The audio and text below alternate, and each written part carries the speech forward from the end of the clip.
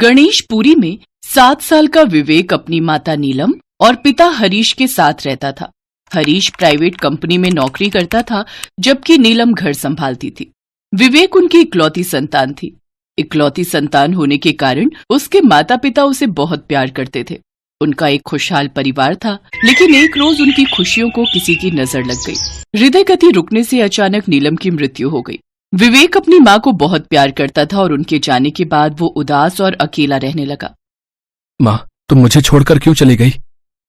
वो सारा दिन अपनी माँ की तस्वीर को निहारता रहता। हरीश सारा दिन काम पर रहता, जिस वजह से वो विवेक को ज्यादा समय नहीं दे पाता। एक रोज विवेक पार्क में बैठा हुआ अपनी माँ को याद कर रहा था कि तभी कुछ लड़कों की नजर उस पर गई, जिनकी उम्र 7 से 18 साल के बीच की थी। उनमें से एक 10 साल का लड़का विवेक से बोला, ए, क्या हुआ रे? इतना उदास क्यों है? ये ले, एक कश इसका ले, तू सारे गम भूल जाएगा। अरे लेना, देखता क्या है? उन लड़कों ने विवेक को अपने साथ बुरी संगत में घसीट लिया। अब विवेक हर रोज घर से स्कूल जाने के लिए तो निकलता, लेकिन वो स्कूल बंक करके अपने उन बिगड़े हुए दोस्तों के साथ सारा दिन आवारागर्दी और नशा करता। विवेक बेटा, ये सब क्या है? स्कूल से तेरी इतनी कंप्लेंट्स आ रही हैं, तू पढ़ाई पर ध्यान क्यों नहीं दे रहा? मुझे स्कूल नहीं जाना पापा, मेरा पढ़ाई में बिल्कुल मन नहीं लगता। ऐसा नहीं कहते बेटा, अगर तू पढ़ेगा नहीं तो बड़ा आदमी कैसे बनेगा? हरीश की बातों का विवेक पर कोई असर नहीं हुआ। ऐसे ही समय बीता। एक रोज हरीश की तबीयत ठीक नहीं थी, जिस कारण वो काम से जल्दी घर लौट आया और लौटते हुए उसने विवेक को उसके दोस्तों के साथ नशा करते हुए रास्ते में पकड़ लिया। वो विवेक को पकड़कर गुस्से में घर ले आया और उसे जोरदार थप्पड़ मारा। नालायक, मैं यहाँ सारा दिन मेहनत करता हूँ ताकि तू अच्छा पढ़ लिख सके, और तू यहाँ ये सब। छी, मैंने और तेरी माँ ने क्या क्या सपने नहीं देखे थे तेरे लिए। 4 साल तक गणपति के सामने संतान के लिए मिन्नतें की हैं, तब जाकर उन्होंने तुझे हमारी झोली में डाला था। हरीश घर में रखी गणपति की मूर्ति के आगे हाथ जोड़ता है और कहता है, हे गणपति महाराज, मेरे बेटे को अक्ल बुद्धि दो, उसे इस बुरी संगत से बाहर निकालो प्रभु। कैलाश में बैठे भगवान गणेश हरीश की सारी बातें सुन रहे थे। लगता है अब वक्त आ गया है विवेक को सही रास्ते पर लाने का। इतना कहकर गणेश भगवान धरती लोक पर आकर एक 7 साल के करीब बच्चे का रूप धारण कर लेते हैं और फटे पुराने कपड़े पहनकर विवेक की कक्षा में आकर उसकी बेंच पर बैठ जाते हैं। ये फटीचर कौन है? लगता है नया आया है क्लास में। अरे ओ, क्या नाम है तेरा? मेरा नाम गनू है और मैंने आज ही स्कूल में दाखिला लिया है। तभी क्लास में टीचर आती हैं और पढ़ाने लगती हैं। चलो सभी बच्चे अपनी अपनी किताबें निकालो। Yes miss. गनू भी अपनी किताब खोल लेता है, लेकिन गनू देखता है कि विवेक पढ़ाई में बिल्कुल भी ध्यान नहीं दे रहा। छुट्टी होने के बाद वो विवेक के पास जाता है और उससे कहता है, अगर तुम्हें बुरा न लगे तो क्या तुम मेरे दोस्त बनोगे?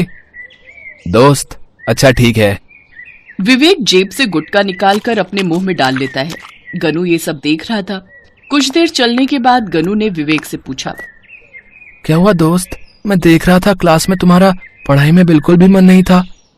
गनू, सच कहूं तो माँ के मरने के बाद मेरा पढ़ाई में बिल्कुल भी मन नहीं लगता। तुम्हें पता है, जब मेरी माँ थी तो मुझे खुद पढ़ाती थी। हाँ, तो अपनी उसी माँ की खातिर तुम फिर से पढ़ाई में मन लगाओ। जब वो ऊपर से तुम्हें ऐसे देखती होंगी तो क्या उन्हें अच्छा लगता होगा?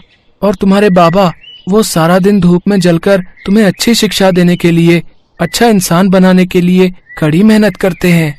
अरे तुम्हारे पास तो हर सुविधा है दोस्त। एक मुझे देखो, मैं गरीब घर से हूँ, मेरे पास तो स्कूल की फीस तक भरने के पैसे नहीं थे। वो तो भला हो उस प्रिंसिपल का जिसने मुझे मुफ्त में दाखिला दे दिया। अच्छा ये सब छोड़ो, अब से मैं तुम्हारी पढ़ाई में मदद करूंगा और देखना, एक दिन तुम क्लास में जरूर फर्स्ट आओगे, लेकिन उससे पहले तुम्हें अपनी सारी बुरी संगतें और आदतें छोड़नी होंगी। सच में दोस्त, अगर मेरी माँ मुझे देख रही होगी तो फिर तो मैं अपने माँ बाबा के लिए जरूर मन लगाकर पढ़ूंगा और सब बुरी आदतें भी छोड़ दूंगा। हाँ मेरे दोस्त, और इसमें मैं तुम्हारी मदद करूंगा। विवेक ने अपने बुरे दोस्तों की संगत छोड़ दी और अब वो बस गनू के साथ ही रहने लगा। गनू विवेक की पढ़ाई में खूब मदद करता, साथ ही क्लास में जो भी पढ़ाया जाता उसे भी विवेक मन लगाकर पढ़ता। वो दोनों क्लास में एक ही बेंच पर बैठते। स्कूल खत्म होने के बाद वो दोनों साथ में एक पार्क में खेलते और उसके बाद साथ में बैठकर पढ़ाई भी करते। अब विवेक पढ़ाई में खूब अच्छा हो गया। एक दिन अपना हाथ आगे कर गन्नू। गनू ने अपना हाथ आगे बढ़ाया तो विवेक ने अपनी जेब से फ्रेंडशिप बैंड निकालकर गनू के हाथ पर बांध दिया। अरे वाह, ये तो बहुत सुंदर है। इस पर तो मेरा और तुम्हारा नाम भी है। मुझे बहुत पसंद आया। विवेक मेरे दोस्त, अब मैं तुझे फर्स्ट प्राइज लेते हुए देखना चाहता हूँ, लेकिन तुझे ये जल्द करना होगा क्योंकि अब मैं और ज्यादा यहाँ नहीं रुक पाऊंगा। क्या मतलब गन्नू, तू कहीं जा रहा है क्या? गनू ने विवेक के सर पर हाथ रखा और धीमी सी मुस्कुराहट के साथ चुपचाप वहां से चला गया। कुछ दिन बाद स्कूल में रिजल्ट की घोषणा हुई और विवेक ने पूरी क्लास में फर्स्ट प्राइज हासिल किया।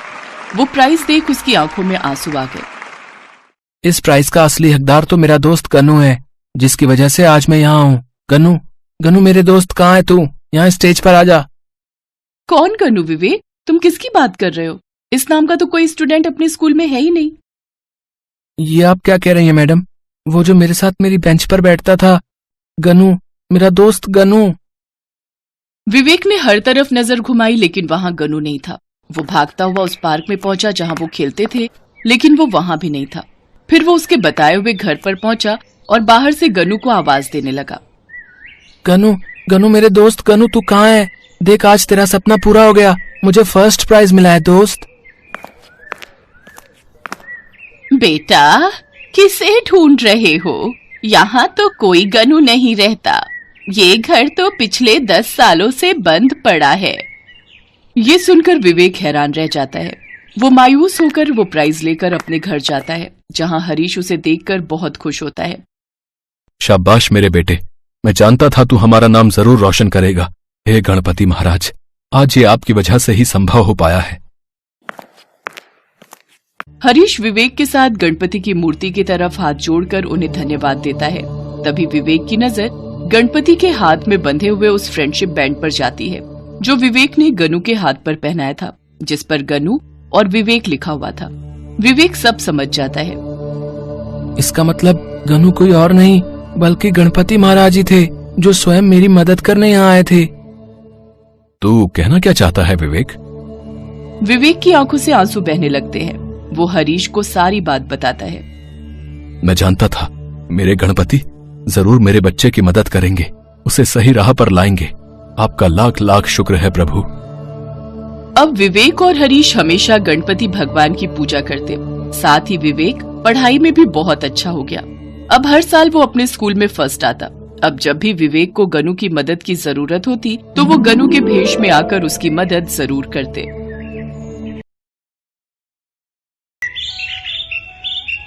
गणेश चतुर्थी उत्सव की तैयारियां धूमधाम से चल रही थी। हर साल की तरह बप्पा के जन्म दिवस को धूमधाम से मनाया जा रहा था। ढोल नगाड़े भजन कीर्तन के बीच गणेशा के स्वागत की तैयारियां हो रही थी। भगवान गणेश कैलाश पर्वत से सारा नजारा देख रहे थे। वे माँ पार्वती और भगवान शिव से बोले, माताश्री, पिताश्री, पृथ्वी लोक पर मेरे जन्म दिवस की तैयारियां कितनी धूमधाम से चल रही हैं। धरतीवासी मेरे जन्मदिन को बहुत ही धूमधाम से मनाते हैं। मेरा मन कह रहा है इस बार मैं आप सबके साथ पृथ्वी लोक पर जाऊं। ये तो बहुत अच्छा विचार है पुत्र गणेश। भगवान गणेश धरती लोक पर जाने के लिए बहुत ही सुंदर हीरे जवाहरात से सजी हुई पोशाक पहन लेते हैं। उसके बाद भगवान शिव, माँ पार्वती और कार्तिकेय तीनों गणेश जी के साथ उनका जन्मदिन मनाने पृथ्वी लोक पर पहुंचते हैं। धरती लोक का नजारा देखकर गणेश जी बहुत खुश थे। सब जगह गणपति बप्पा मोरिया नाम से गणेश जी के नाम का भजन कीर्तन हो रहा था। उनके जन्मदिन की तैयारियां चल रही थी। तभी एक व्यक्ति की नजर शिव परिवार पर पड़ती है। देवा ओ देवा, वो देखो शिव परिवार की झांकी। ये बालक तो वास्तव में गणेश जी जैसा दिखाई दे रहा है।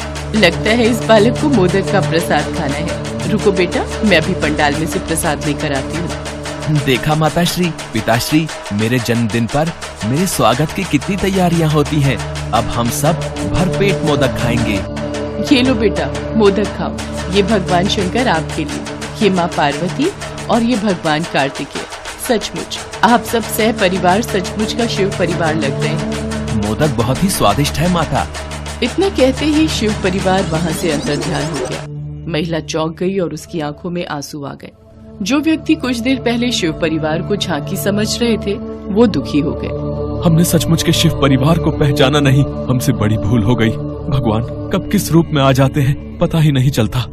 तुमने सही कहा भाई, भगवान आए और चले गए, हमने उन्हें पहचाना ही नहीं। चलो अंदर पंडाल में चलकर भगवान गणेश की पूजा अर्चना करते हैं और उनसे क्षमा याचना करते हैं। भगवान गणेश अपने माता पिता और भाई के साथ अपने जन्मदिन की तैयारियां देखते हुए आगे बढ़ रहे थे। तभी उनकी नजर एक टूटी फूटी झोपड़ी पर जाती है जिसमें बहुत अंधेरा और सन्नाटा था। माताश्री, पिताश्री, इस झोपड़ी में अंधेरा क्यों है? क्या यहाँ पर कोई नहीं रहता? पुत्र, ये तो झोपड़ी के समीप जाने पर ही पता चलेगा। गणेश जी सबके साथ झोपड़ी के समीप पहुँचते हैं। झोपड़ी में एक गरीब परिवार रहता था जिसमें बीमार बूढ़ी माँ, पति पत्नी और 2 बच्चे थे जो भूख से बिलख रहे थे। झोपड़ी में एक कोने पर छोटी सी भगवान गणेश की मूर्ति रखी थी जिसके सामने एक दीपक जल रहा था और पत्नी गणेश भगवान से प्रार्थना कर रही थी। कमला, भगवान गणेश की पूजा करने से क्या होगा? वो हमारी सुनते ही कहा है। कितने दिनों से कोई काम नहीं मिला, माँ की दवाई लानी है, घर में खाने को कुछ भी नहीं है। मैं सचमुच बहुत लाचार हो गया हूँ। कोई काम देने को राजी ही नहीं होता। मुझे तो लगता है हम गरीबी में ही दिन काट कर इस दुनिया से चले जाएंगे। ऐसा न कहो जी, गणेश चतुर्थी के पावन अवसर पर भगवान गणेश की पूजा अर्चना से हमारे सारे दुख दूर हो जाएंगे। गणेशा, आपके जन्म दिवस पर मैं आपको बस खिचड़ी ही भोग लगा रही हूँ। घर में खाने को कुछ भी नहीं है, बस यही थोड़े से चावल और दाल रखी थी। ये भोग स्वीकार करो प्रभु। भगवान गणेश ये सब देख रहे थे।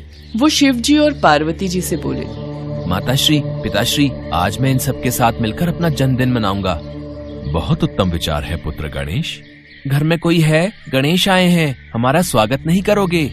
ये तो शिव परिवार की झांकी दिखाई देती है। आज गणेश चतुर्थी का उत्सव है, इन्हें भीतर बुला लेती हूँ। हाँ हाँ, आप सब अंदर आ जाइए। मुझे तो अपना जन्मदिन मनाना है, केक काटना है, पूरी पकवान, मोदक, मिठाइयाँ भी खानी है। इसलिए तो मैं सह परिवार आप सबके साथ अपना जन्मदिन मनाने आया हूँ।